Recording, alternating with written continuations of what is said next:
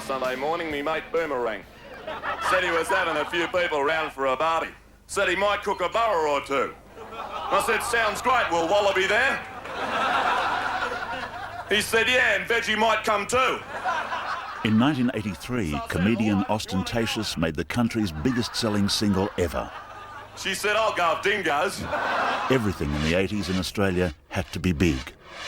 You got two blonde women standing on a dockside. They both got big fish. One goes bang and hits the other one in the head. The other one goes pew, picks up a fish and goes bang and hits her. Right? So that's what you do. You know, that's it. That's the whole video.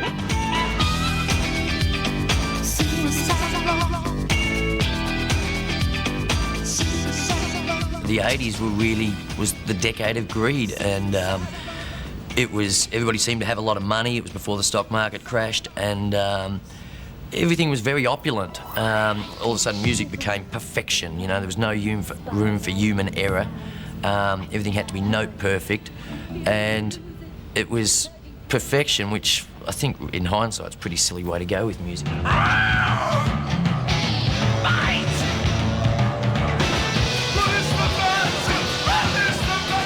For the followers of a small new movement called punk, the challenge was to be heard at all over the din of excessive self-promotion. I remember feeling really pissed off with Australia because not just the industry itself, but the audience as well needed America or England to tell them what was good music when we'd been basically playing the same kind of stuff. This generation of musicians would ask themselves the question, excess or exile?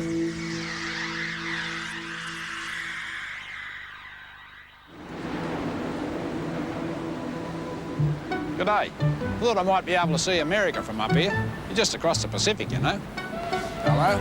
Looks like a boatload of your countrymen coming in there now. This was the decade when Australians realised they had something to be proud of. Better fill the icebox and fire up the barbie.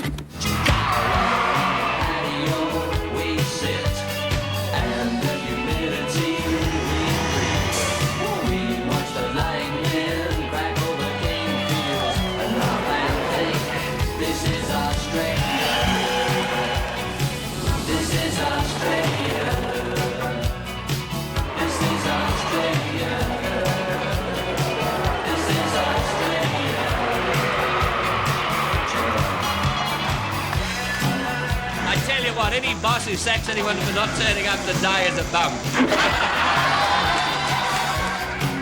Just like the Tourist Commission, the local music industry was proud of Australia and ready for the biggest challenge of all, selling Australia's bands to the Americans.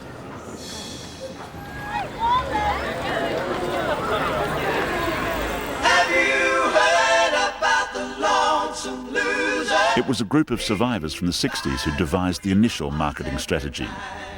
Give the Americans something they could relate to. More American music. We were paving a 4-lane highway across the country for other Australian acts to follow. Well, why not name it after an Australian river? Yeah, we had the idea of calling it Murrumbidgee. Yes. But, you know, that's a bit too obvious. I think the American audiences are great, you know, they love it. It's their stuff, you know, rock and roll or contemporary music or pop music. They invented it. We copied it, you know, we adapted it.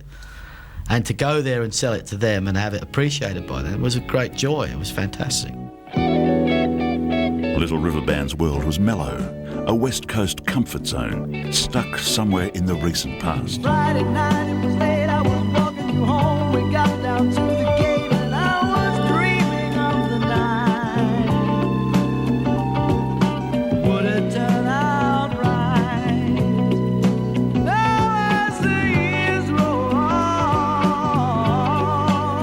each time... It happened to be the right music at the right time for America. I mean, we had a lot of success there. We sold millions of records, and at the latter stages there, I mean, First Under the Wire, Sleeper Catcher, we shipped on release day platinum, which meant we shipped 1 million albums on the first day of release.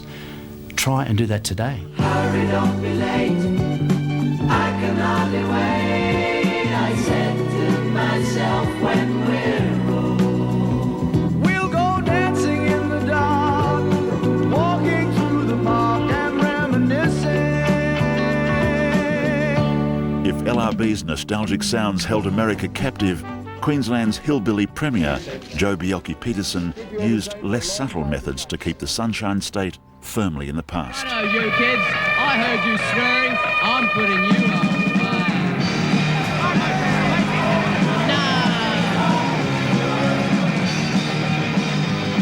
The Go-Betweens drummer, Lindy Morrison, was part of an inner-city Brisbane scene where music was about resistance. Queensland was a horrible place to live in. It was incredibly conservative, and if you're going to live there and be part of an artistic subculture, you're inevitably going to be radical. Punk was all about alienation, being out of the mainstream. Generally, there was just a fundamentalist Christian attitude from the police and from everyone around us, and trying to oppress anybody. And I think that's why Queensland was the most exciting place to be in the 70s and into the late 70s. And I think it's why punk music took such a hold there. Even before the Sex Pistols went into the studio in London, Brisbane's own punk band The Saints were practicing in a garage. Hi, I'm Chris from The Saints, and this rather salubrious photographic studio used to be the world-famous Club 76. Let's have a look at it. This rather shishi little entrance hall used to be a bucket where we used to vomit a lot. And in there was a bedroom where Ivy used to sleep. I think it's when he was shagging Ed's girlfriend. And as Jeffrey called it, it was the famous night of the banging cymbals, because there was a big cymbal up on the wall. The halcyon days of youth.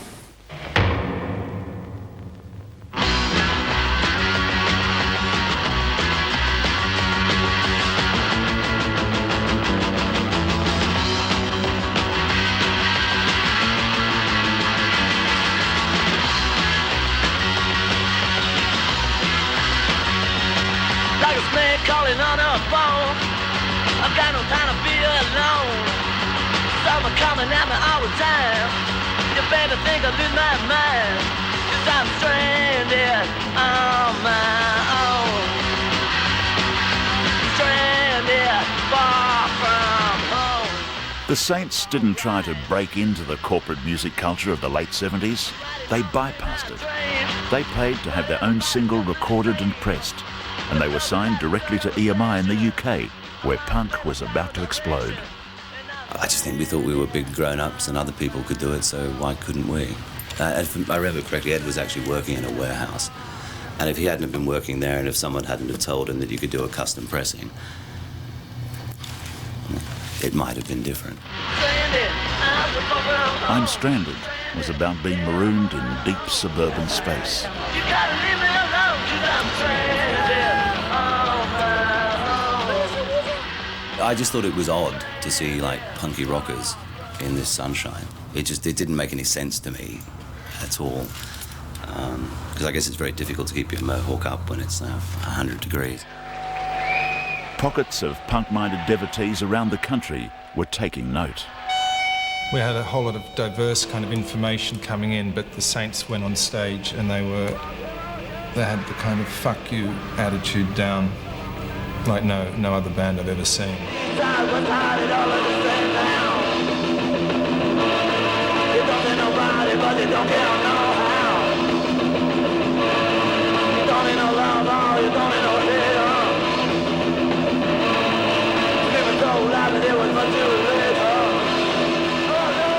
Chris Bailey would sometimes not even come on stage. He'd sort of sing from off in the wings in a heap somewhere, and this kind of stuff, it was just extraordinary for us to be seeing this. I've been contemplating suicide, but it really doesn't suit my style. Nick Cave was to become a very different kind of Australian icon. One who seemed to hate everything about mainstream Australia. His band, the Boys Next Door, later renamed The Birthday Party, were a bunch of arty grammar school kids from Melbourne who took to the spirit of punk, if not the politics. Not even mother couldn't tell, but my baby's so vain, she is almost a mirror. Sound of her name sends a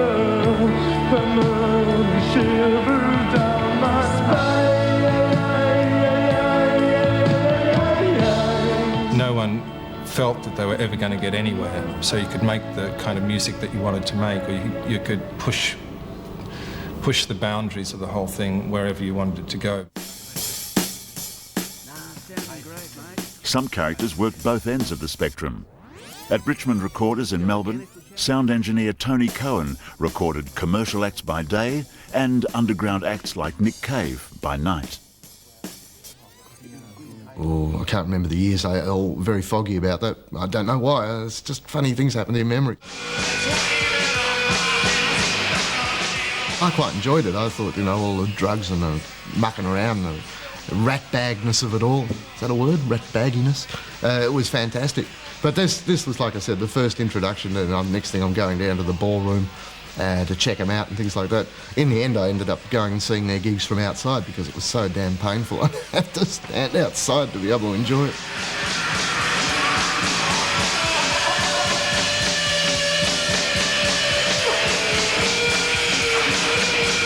The whole thing was just fueled with kind of amphetamine and alcohol, and you sort of stir it all up, and you've got a kind of chronic state of psychosis going on. I think that was what was happening within the band. The punk movement called for the total deconstruction of rock music. It was all about individuality, no experience required.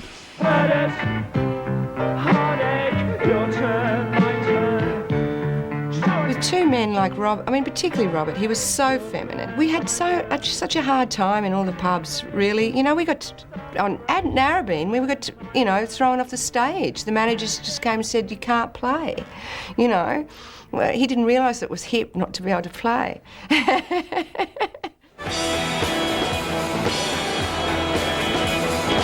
Triffids got the same kind of treatment in the pubs of Perth. There was definitely a period where we got glassed and where we got iced and where we got canned. As punk diversified, it split into many tribes.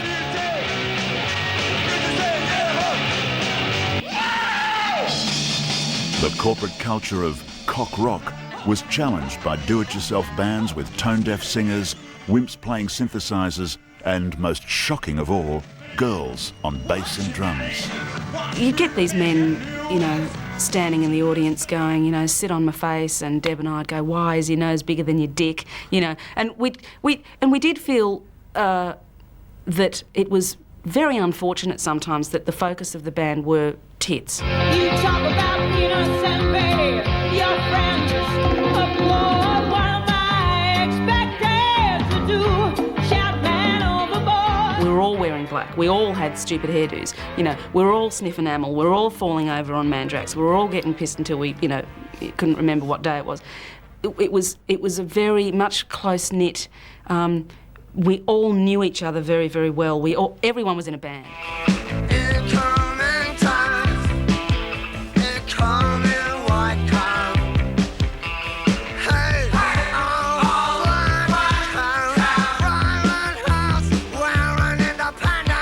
There was a course at the CAE in Flinders Street in electronic music, and I'd been kicked out of school. I was 16, and we played on these fantastic synthesizers, these Moogs, and they were truly exotic instruments, and you couldn't keep them in tune, you couldn't play a chromatic piece with them, and they were totally unpredictable. So the whole punk thing was a kind of a very convenient use to kind of bring them into play because they were so unpredictable. You know, you were at a loss to do anything else with them.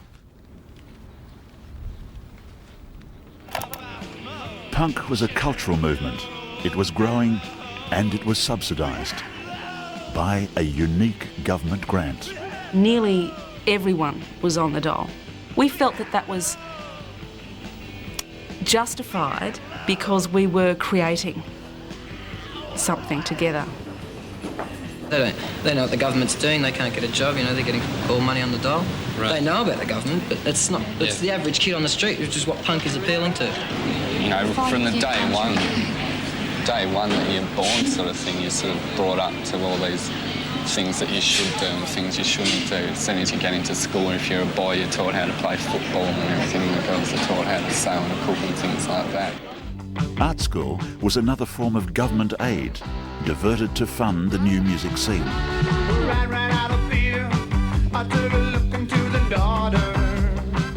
Mental as Anything were a parody of pub rock with their own take on Australiana.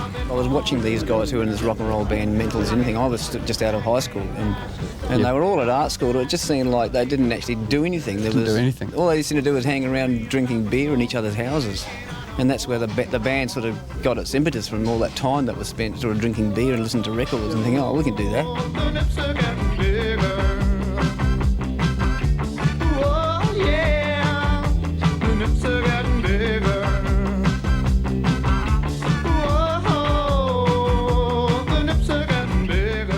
We were doing sort of, Rolling Stones through to hillbilly stuff and even Hawaiian stuff, and anything that anybody liked or had on a record, we'd have a go at. So, eventually we're playing so many tunes that you almost learn the craft of songwriting just by playing other people's songs, and you switch the chords around and do a new combination, and there you go. You got an original song. The art school crowd modified the punk pose and took it way beyond the garage. They reinvented pop, and the 3-minute song was back.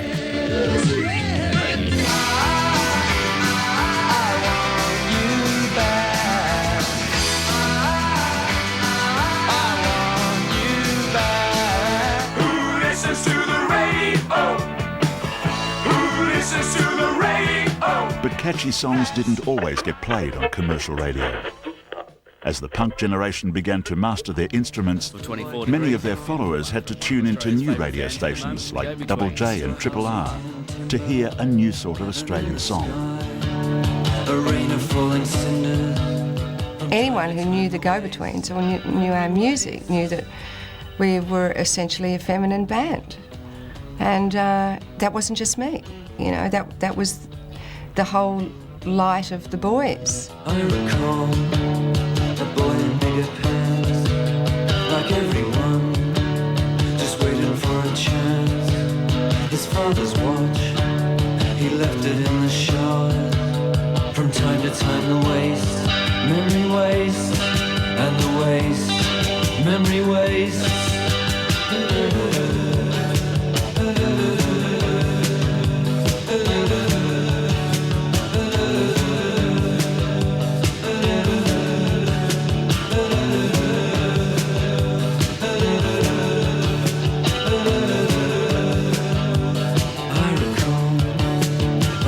Brighter world, a world of books and silent times and thought. And then the railroad takes him home, through fields of cattle, through fields of cane. From time to time the waste, memory waste, and the waste, memory waste. Australia's corporate music sector had much the same attitude as commercial radio. This is the currency of promotion in the record business. The slick promoters, the big corporations, the executives who regard music simply as product. In this business, the sweetest sound of all is the melodic jingle of the cash registers. To them, punk, or anything tarnished by it, meant commercial death. That didn't stop Mushroom Records mogul Michael Gudinski trying to make money out of it. All of a sudden I heard about some Australian band in Brisbane I hadn't even heard of getting rave interest in England. And then a guy that we'd done a bit of work with, who ironically was the original manager of Mississippi, which became the Little River Band, which is a long way from punk music, came back from England and he had all the latest punk records and he wanted to start a punk label. So in those days, we never thought too hard about these things. It wasn't like we had to go and see the bank manager. He might, shut us down if we even talked to him, or we didn't go out and get the accounts in and do a plan about this is going to be a punk label. We just went, here it comes. Suicide's tragedy was trying to sell punk as if it was just another kind of novelty.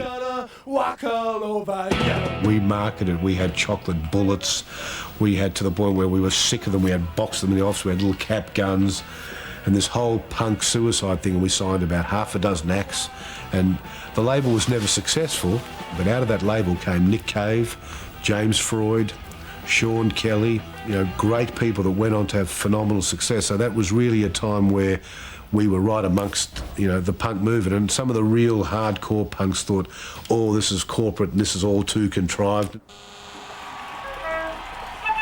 Gudinski missed out on one of the biggest hits of all time, a real novelty number.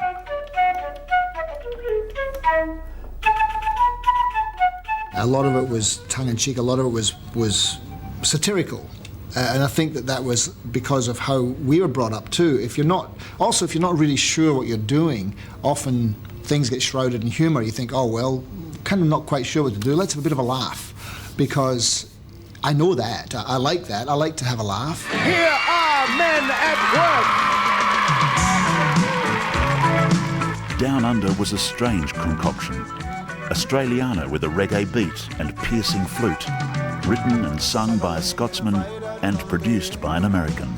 It was really quite a bizarre thing. This guy was most horrified. He came into this little studio in Richmond and had a mixing desk about this big, and he's going, oh, god damn, I need triangular miking and all this sort of stuff. We had mixing desks hired in from everywhere and cables that were, so thick. That was just the most bizarre thing I'd ever seen. But he made it work. He was actually quite good in the end. The sound of it and everything was terrific. I think he got a percentage of that, lucky guy. Don't think he had to work again. Do you come from a land down under? Women go and men wonder. Can't you hear the thunder? You gotta run, you gotta take cover. Prime example of cultural arrogance, because the American record company rejected the album twice at A&R because they didn't think there was any hits. And the record started to get played, and even then the record company weren't too into it. They're going, it's kind of, didn't like the cover. They thought we were a kind of a punk band, and come on. New wave, eh? I said, do you speak my language? What Men at Work tapped was that other new phenomenon of the 80s, the video clip market. It had a personality to it, it had a sense of humour.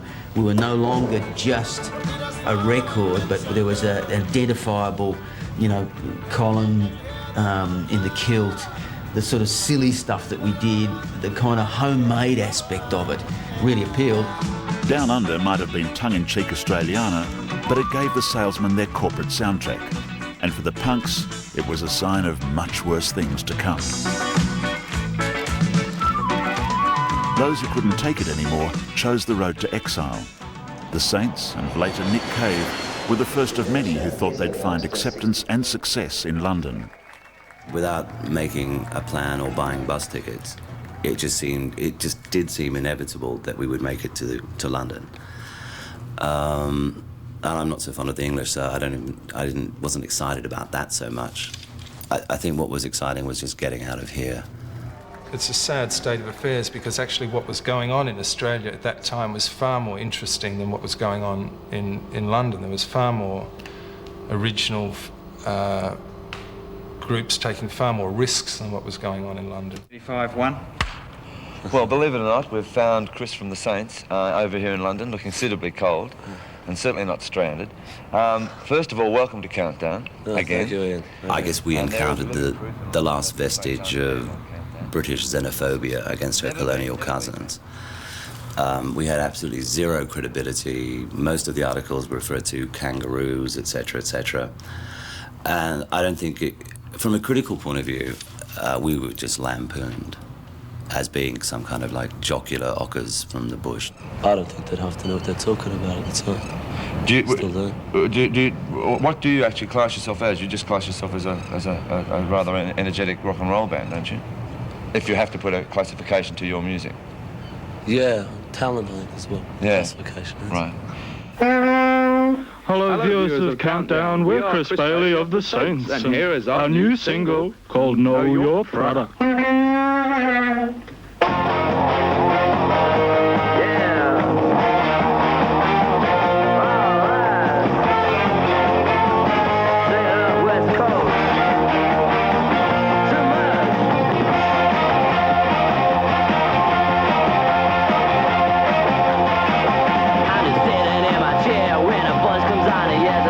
Try it, you feel alright. Got some green, you brown and smoke. Chill your head and clear your throat. Juicy young hair,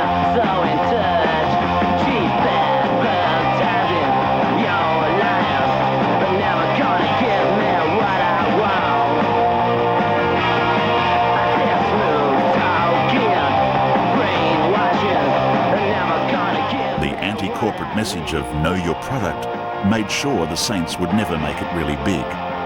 They were still stranded, somewhere between punk and the pub. Back home, the pub circuit was still dominant, but the influence of punk was finally beginning to show. It started in the inner city and worked its way into the suburbs. It was a really great period that bred a lot of creativity and possibility, and it was all new and fresh.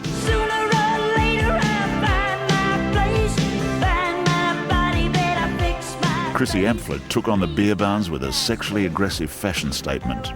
You mightn't have to be a really slick singer, but you could develop your style, and you didn't do big guitar solos. And you know, Mark and I'd sit there and we hated guitar solos, and we'd sit there with little melody lines in our songs. It's a fine line between pleasure and pain. You've done it once, you could do it again. Whatever you've done, don't try to explain. It's a fine line between pleasure and pain. I didn't want to be this phony showbiz person, so I went the other way and was as horrible as I possibly could be. So actually, men were quite scared of me, and I liked that. And, you know, I was quite aggressive. Midnight Oil were a band from Sydney's northern beach suburbs with a sober political agenda. They were as punk as a pub audience could handle. I mean, you just had to wear more black, you know, and it was okay. They had a serious message delivered in person by a belligerent, bald giant.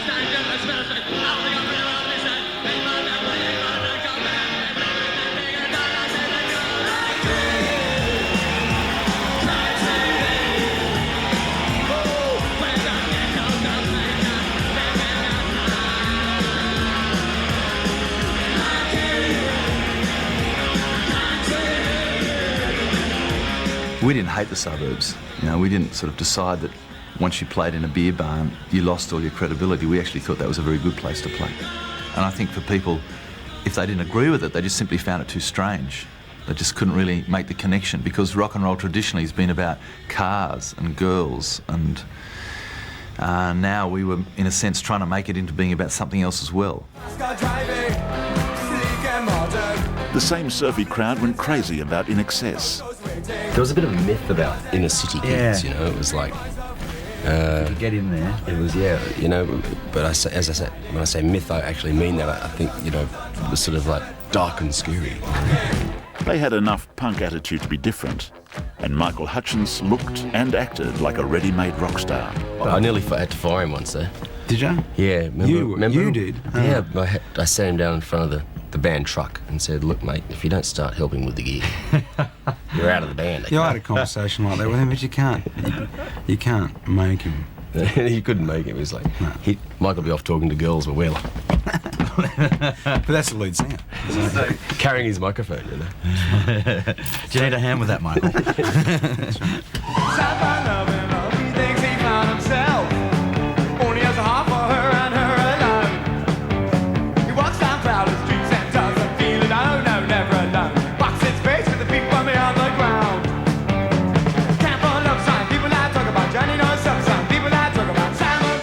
We were trying to survive doing pubs, and also you go along and you see cultures. You know, Jimmy is a good mate of ours, but you know, he'd stand there, and I remember thinking, you know, oh my God, when you see the audience's reaction to say K-San, you think we can never do that. It's like, you know, they have this thing, so we thought, what can we do that, you know? So we thought, well, we can't, you know, we can't get them all banging their heads all the time, but we can get them shaking their asses, you know? And that was where we kind of came in a bit in a different area, I think. The ass shakers. Corporate Australia was in the shadows watching. Michael Gudinski's Suicide label failed to make a buck out of punk, but he decided New Wave was a more likely opportunity.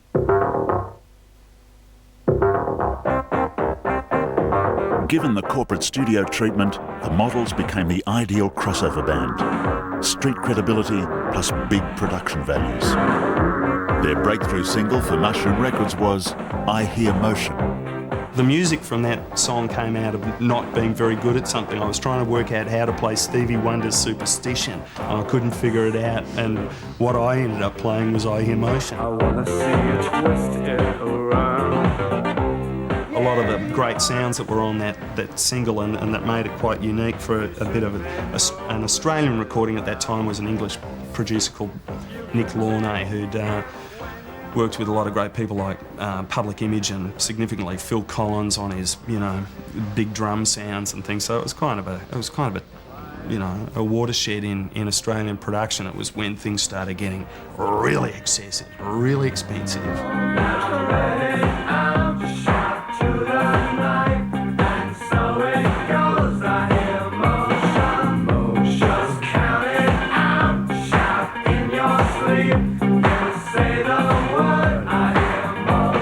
I Hear Motion was a hit. The strategy seemed to be working. A lot of labels tried to, buy us out or tried to, what we call checkbook rock and roll, and there were some great signing wars that we got into and we'd pull out and the band had never happened, because a lot of acts, when they get into a bidding war, think they've made it before they've even made a record, and all they've done is they've made some money and they've got on the racetrack. You haven't even started the car and had the race yet, and that's something that it went from being very hard to get a record deal to getting a lot easier to get a record deal, which was good for Australian artists. But it got to a point where any band that did 2 good gigs and anyone from Mushroom was seen there, there'd be, 5 other labels chasing them the next day.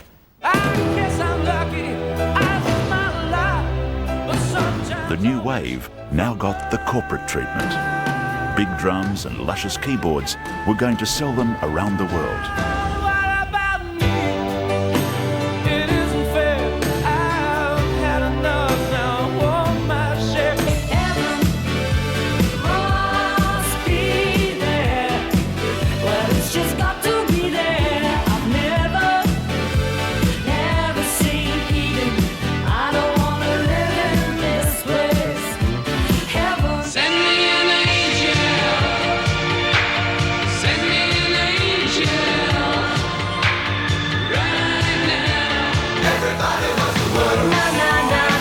Colourful musical entrepreneurs boosted their enthusiasm for new bands with generous lines of cocaine.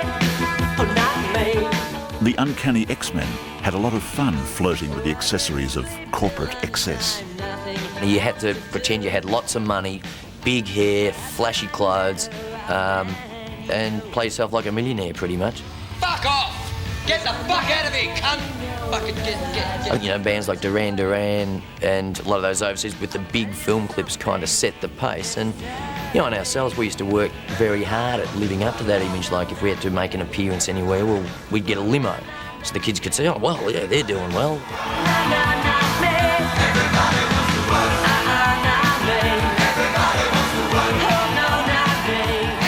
You'd walk down the street and, yeah, poofter, and I don't know why I was a poofter, but I was. I suppose with the eyeliner and the bangles and the scarves. What am I saying? Just enough to make you wanna cry. No one called Peter Garrett a poofter. It's just enough to make you wanna cry. Oh, the power and the passion. Oh, the temper of the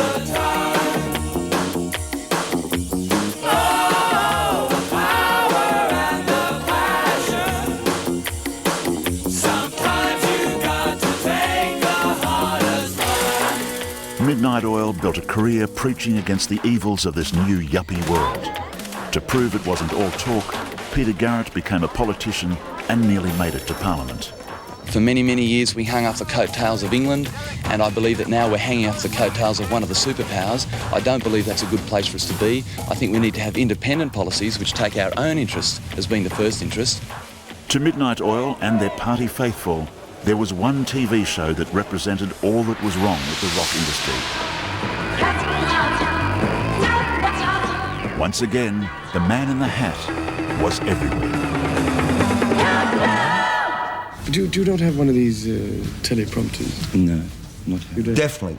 Countdown became an international known thing, you know? More so in respect to probably than more so in any other part of the world. I didn't mean to be mean. Oh no.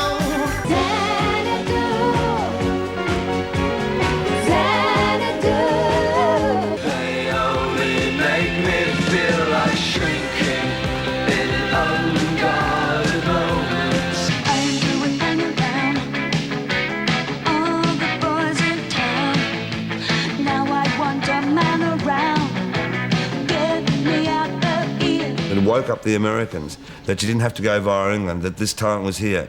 And they started looking for it here, you know.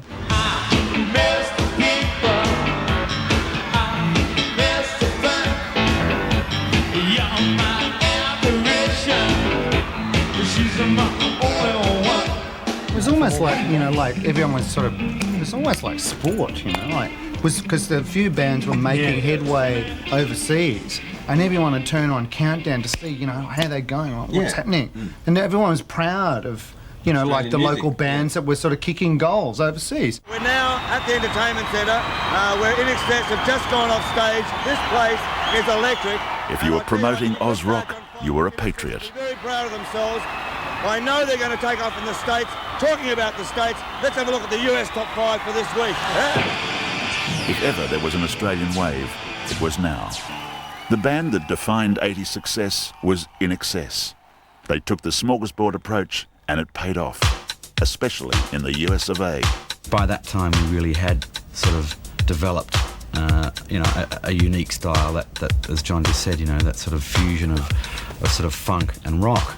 And there was no one doing that. And we hit America, and you know, the sort of the attitude was like, what's this, you know? And they, in those days, because we'd have some of the, you know, black urban community coming down and going, you know, thinking we were a black band until they came to us. Because we were, you know, hey, you, won't you listen? Forget about your troubles in life. You can care all you want. Everybody does, yeah, that's okay. So slide over here and give me a moment. Your moves are so raw. I've got to let you know. I've got to let you know. You're one of my kind.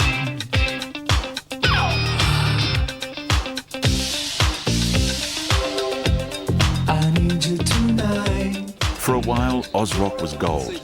Plane loads of Australian bands took off for fresh fields to seek a share of the foreign swag.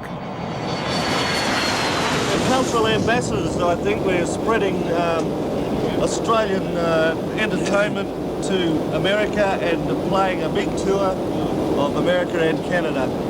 All expenses paid for by ourselves. Oh, no, by the Australian government, actually. Yeah, didn't we get a grant? Nah, it's okay by me, boys. Is that Hollywood over there then? Hey, yeah, you with a sad face, come up to my place and live it up. You beside the dance floor, what do you cry for?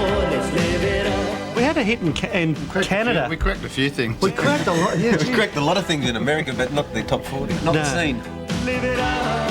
It got, you know, #2 in Saskatoon and a few other things like that. I think it was big in Moose Jaw. Now we're a Commonwealth band. We have our successes in the Commonwealth countries, New Zealand, Canada, United Kingdom, and Germany, and Scandinavia, which are also two huge in Scandinavia, huge. Number one. The Mentals made a joke of it, but there was serious money to be made from an Australian hit, as they discovered when they toured America with Men at Work.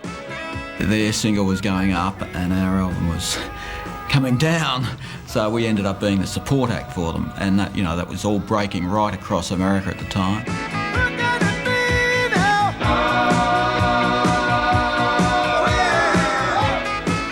I remember sitting in a restaurant with a band, and then when Russell, our manager, came in and said to us, he said, we're #1, and there was just silence. Radio stations were promising no Men at Work weekend, you know. We promise we won't play any more Men at Work. That's when you know, you really hit the big time, you know, saturation play where they really can't take any more of it. And all these people going, wow, you guys, you know, #1. Whoa, let's have a drink. And we're going, yeah, okay. It's like... You be excited for us. Yes. Even old Rolling Stones went backstage to pay tribute to the new heroes of the Australian wave. It wasn't so much the fame thing, it was when That's what we wanted more than anything was... Keith Richards walks up and says, I really love that, man. Yeah, hanging out with You Mick love Jagger, that? you know, I mean, just... Yeah, you liked that? It's like, So, you know, being, it's like the sort of the rock star word is so weird, but it's actually, the funny thing is, it's what you end up being. Don't ask me what you know is true. Don't have to tell you I love your inches hard. I was standing, you were there, two worlds collided, and they could never tear us apart.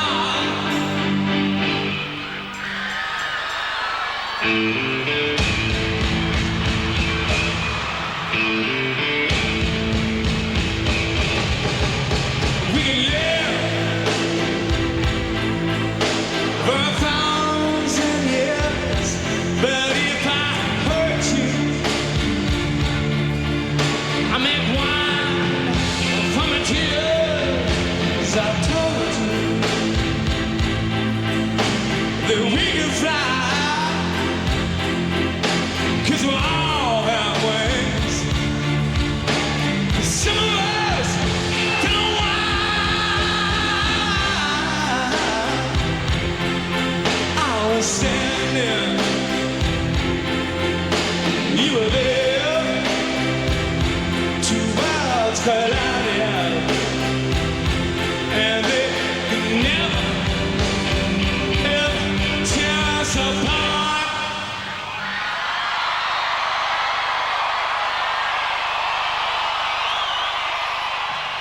While INXS were filling Wembley Stadium, Australia's punks in exile were facing the more brutal realities of trying to make it in London.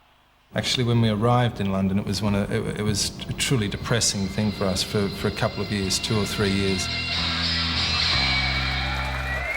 By that stage, the London music scene had died, and there was nothing going on, or the stuff that was going on was so lame and weak and insipid and echelated that that it was hardly there at all. But this conversation's cruel. Oh, my head, daddy-o, it's in a rodeo. Oh, Romeo, it just won't go. Oh, my head, daddy-o, it's in a rodeo. Australia's punks living on the margin could expect little mercy from Thatcher's Britain, let alone the dole. Technically, it was just one mess up after another. As far as getting our records out in time, we'd be doing tours to promote records that never came out, particularly for the first 2 years. Serious sleeping on people's lounges and what have you. Living in exile, boy, what a coup. Look at that passport, still red and paper, without privilege.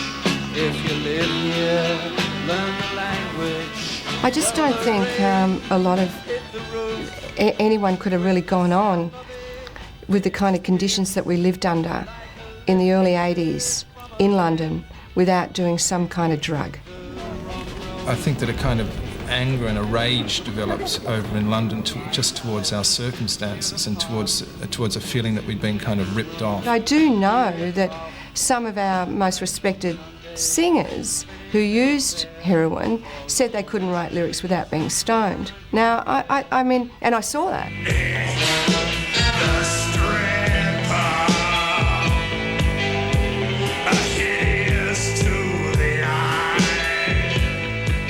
It was a band that was out of control. A band that didn't have any responsibilities to anything. We were kind of cut adrift in London.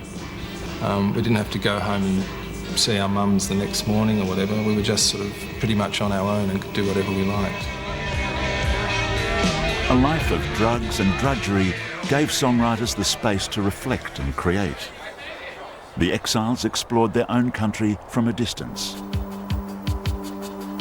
The Triffids' Wide Open Road was a subtle search for national identity. The band was just discovering a liner which I don't think anyone else had used in that way, organ, vibraphone, those sort of things, and to create an atmospheric record, because Australian records did not have atmosphere. Well, the drums rolled off in my forehead, guns went off in my chest. Remember carrying my baby just for you, crying in the wilderness. I lost track of my friends, I lost my kin, cut them off as limbs. I drove out over the flatland, hunting down you and him. The sky was big and empty, my chest felt to explode. I yelled my insides out of the sun at the wide open road. It's a wide open road. It's a wide open road.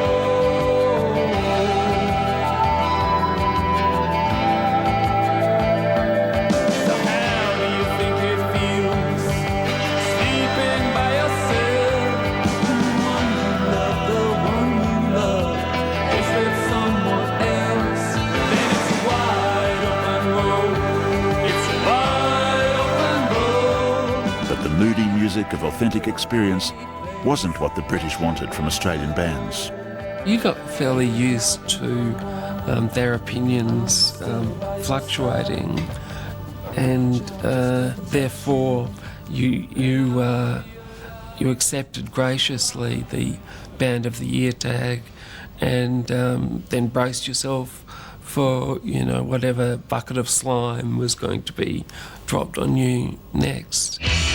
What happened to the Triffids happened to many Australian bands who crashed on England's shores. Just the whole attitude that the English had, the record company, was this definite sense that we stunk. We were Australian men.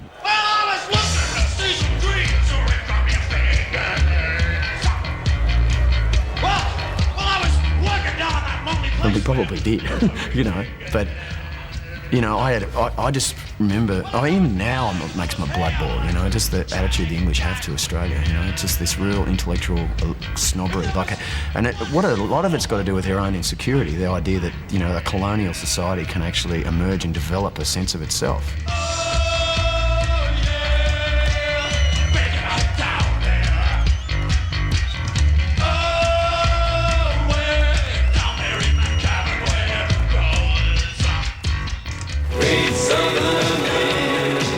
For the exiles that returned, the Australian scene was a parody of itself.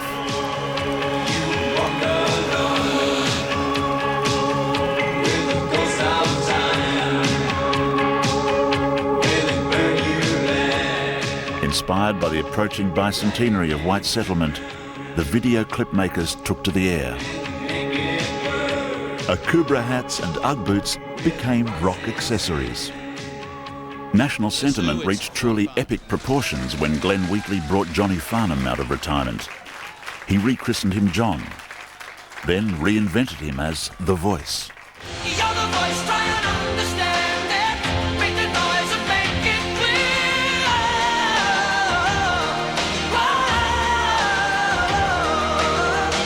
We're not gonna sit in silence. We're not gonna live with fear.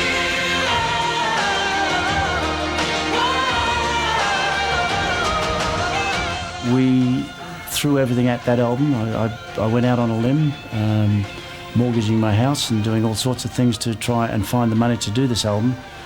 But thank goodness we did. And we created Australian history. It later went on to become Australia's biggest selling album of all time.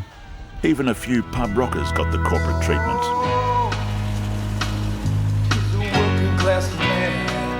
Jimmy Barnes was dragged outdoors to beat the drum on behalf of the working class man. It was a huge hit. Cold Chisel, as big as they were, never sold the amount of albums that Jimmy sold on a solo basis. And I think Jimmy had such a wide appeal, and I think one of the things I worked really hard at with him was to really make sure that he did more than scream.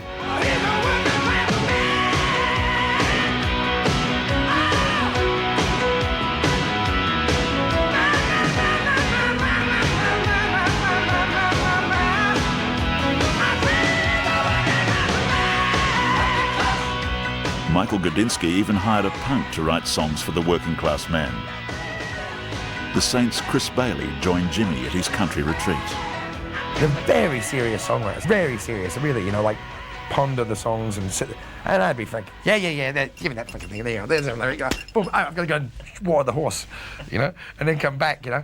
But I could see them, they were like, fucking, what's this going on, you know, they wanted me to sit down still and do something. But in the end, that's what they do. And I come in and add, you know, excitement. Your hands are tired, your eyes are blue. As they dealt with the record industry, many bands of the punk generation had to compromise. The go-betweens' corporate producers preferred a drum machine to Lindy Morrison. Right here, right here. This is what really shits me, is that I've never been given any credit. But, you know, my drumming was so light. It was so soft. I mean, it was the style of my drumming in the first 4 years before the producers ripped my brains and hands apart was to follow the vocal line. That's why you get Cattle and Cane. That's why you get all those songs that are 7/8, you know. I mean, it was a completely different way of playing. And now, here's the big one for models. It wasn't the drugs that killed off punk. It was constant touring, bad record deals, mad management, and musical differences. I should be asking this question because all of that success happened after I'd been kicked out of the band, Sean. So what was it like having all this success with #1 singles and touring the world and stuff, you know, all that fun stuff? It was sort of bittersweet thing, you know. Right, okay. It was bitter because we were suddenly... Without me, yeah. We were without Andrew and we were...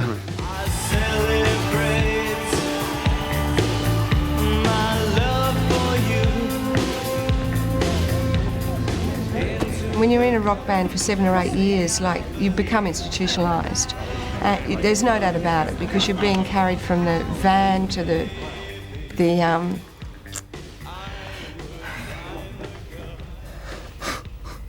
Sorry, you don't know what. It's pathetic. Why did you kick me out, Sean? Oh, God, can I get a better one than that? We all acted so badly, you know, so atrociously. It was just 3 years where everybody was so mean. Into a storm, I have to wake up to anger and mixed emotion. In the sun, I will come to see our fate. You know, we sort of thought that, well, with this new management, we've kind of experienced a little bit of I guess, affluence, even at the expense of aesthetics and indeed Andrew. And then to break up with someone and be living with them and watching them taking other lovers and continually. and it was just a desperate time. Okay. We'll try a version of The Mercy Seat. Nick Cave was one of the few who survived the decade. He did by remaining in exile, now in the shadow of the Berlin Wall. We were welcomed into an artistic community that had something to offer. They were willing to offer us something, which was support and encouragement and things like that, which we felt we'd never really got in London, and we'd certainly never got in Australia. I don't know, we were going to offer them something, I can't remember what it was, our company. The Berlin Tourist Bureau even had a postcard of Nick Cave's face for Berlin, an ad for Berlin, you know. It said, Nick Cave, Berlin. There you are, Nick sitting in his room like this. So, I mean, you know, it was even a tourist attraction, I suppose you could call it that. And the mercy seat is a-waiting, and I think my head is a-burning. In a way I'm yearning to be done with all this weighing up of truth. An eye for an eye and a tooth for a tooth. And anyway, I told Nick Cave finally found what he'd been looking for. His journey in exile had provided him with a wealth of material. we were still at the stage of abusing ourselves a little bit. So, you know, we got a bit blurry over there, but Nick did some great work at that stage of his career. For me, it was a really great turning point. I learnt so much there from the Germans and their crazy little studios, because they've got another attitude about it again. It's not like a business, and they'd get fantastic results. I mean, a little too avant-garde maybe for sort of mainstream work or whatever, but brilliant, innovative things that you just couldn't help to be impressed by. In 1987, the world's financial market collapsed, taking the excesses of the music business down with it. Barry from Four Corners. Remember me? As the 80s entrepreneurs were carted off to court, the bands had been coaxed into the corporate corral, started suing each other for the little that they had left. At the front bench of the Supreme Court, there was James Freud and Sean Kelly and my QC or my barrister. I'm sorry, the manager's representation. He had Queen's Counsel, and I was there sitting at the back of the court, watching my money get spent. At the end of one day, I'd spent $5,000. So I thought, geez, if James and Sean can do that, I can do this. So I rocked up. I fired the barrister that evening and turned up at court the following day, and Justice Byrne was not terribly impressed, and so for a week we we put each other up in the witness box and cross-examined one another. It was fantastic. Punk had changed everything and nothing. The 80s goes down as an era when we had our biggest successes. But some of our most exciting and original music was left behind, pissed up against the back wall of the pub.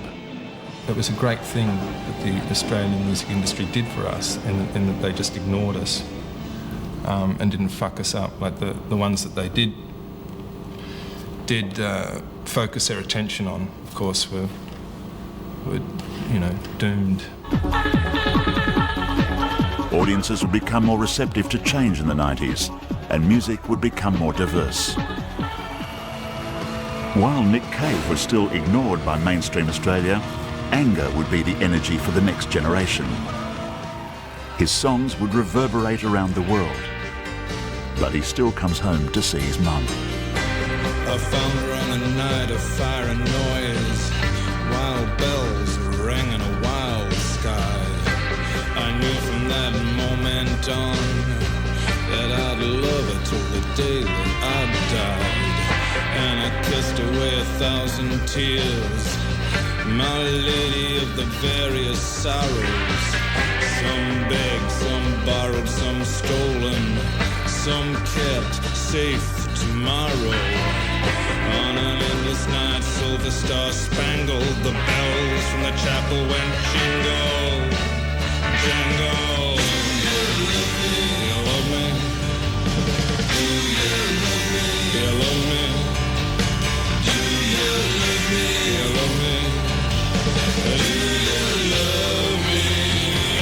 Like I love you.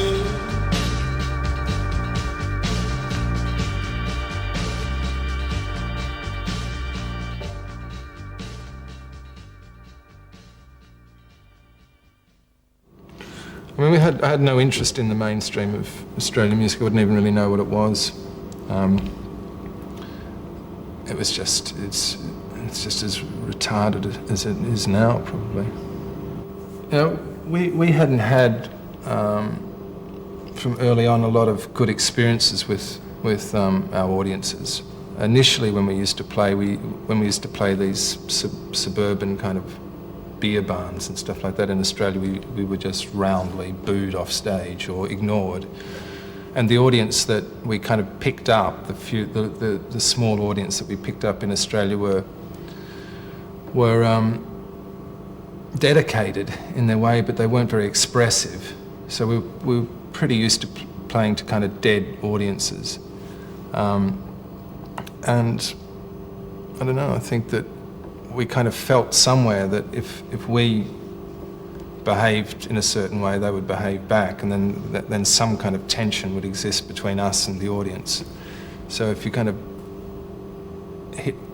kind of club people on the head with a microphone for long enough, they're going to kind of respond. And they did.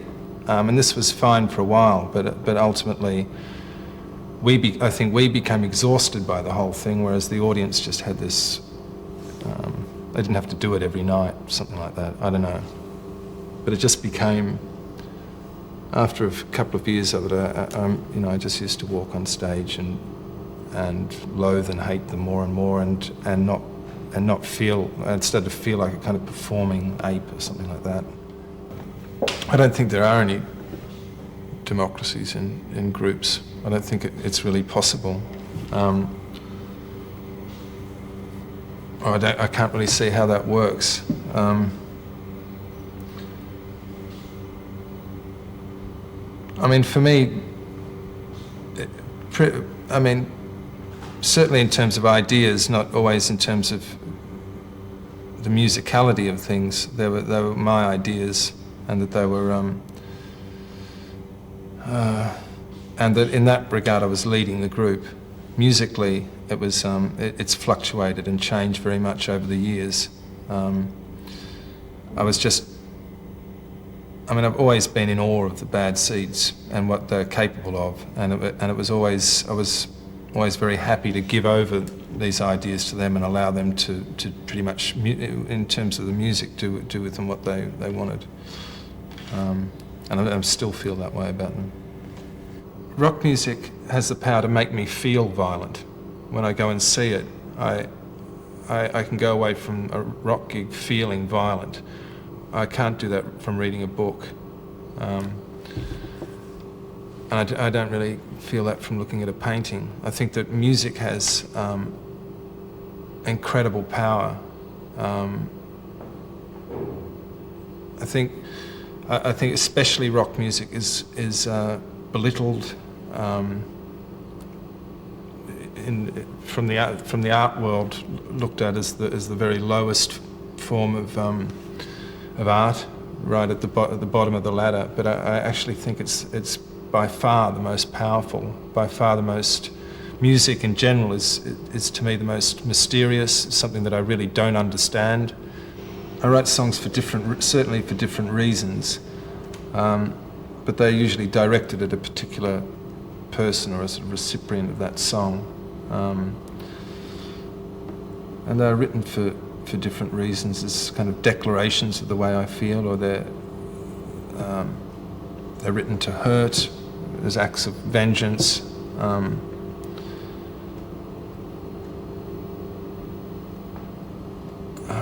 They're written to flatter.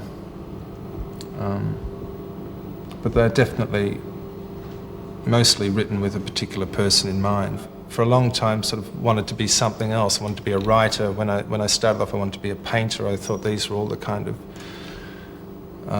where the real kind of creative glory rested. And more and more, I feel that this is not true. So I feel very privileged to be a rock musician. I was playing acoustic guitar with just acoustics, and I met Ron Stryker, the other guitarist of Men at Work, and he was very inspirational. And we worked together for about a year before the Men at Work band formed, and we worked at the Cricketers Arms Hotel as a duo.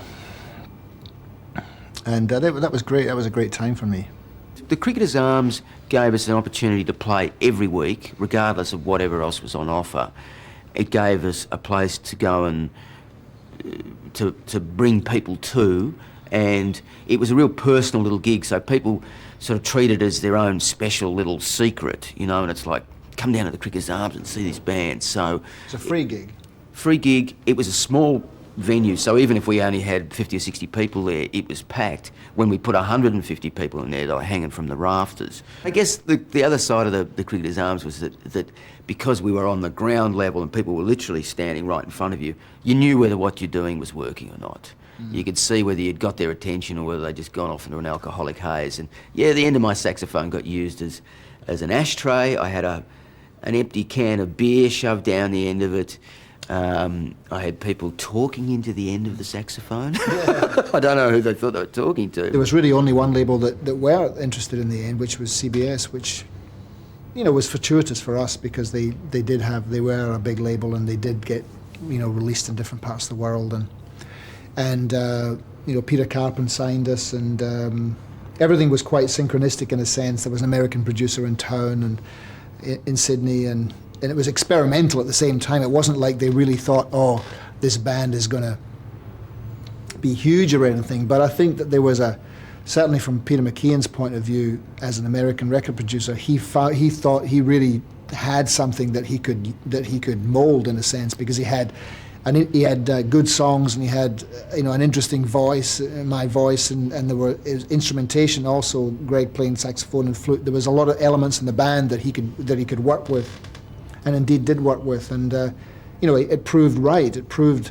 that there was a sound that connected with many different people in different parts of the world. Didn't really matter whether they spoke English or not. Indeed, in South American countries and you know, a lot of European countries, you know, picked up on the band, you know, long before the Americans did. The first single was actually, Who Can It Be Now, actually got released overseas with almost without our knowledge. In fact, Who Can It Be Now got released in places like France and Israel. Israel was the first country, I think, outside Australia where we had a #1. Yeah, and this was previous to the album, so, and these were not things that was just like a random thing that the CBS affiliate in that country, somebody heard it and went, oh, this is great, and they put it on. So, and that was a very sort of positive thing for us, because we thought, well, you know, it's got its own life here. There is something to this that is not just here in Australia, or it's not just the record company making it all happen. It happened it had a life of its own. So Who Can It Be Now had already gone out there and done some stuff before we did the record. Before we did the album. And then once the album came out, it was here in Australia and obviously down under and so on, became very successful. You know, we got a lot of breaks, but at the same time, we had a lot of things to offer, and we had a lot of obstacles that were put in our way that we overcame all along the way. You know, right from the start of people, you know, in our hometown going, you know, this band are not going to happen, you know. And I mean, I think one of the reasons why a lot of people did feel that was because that we pretty much ran our own race.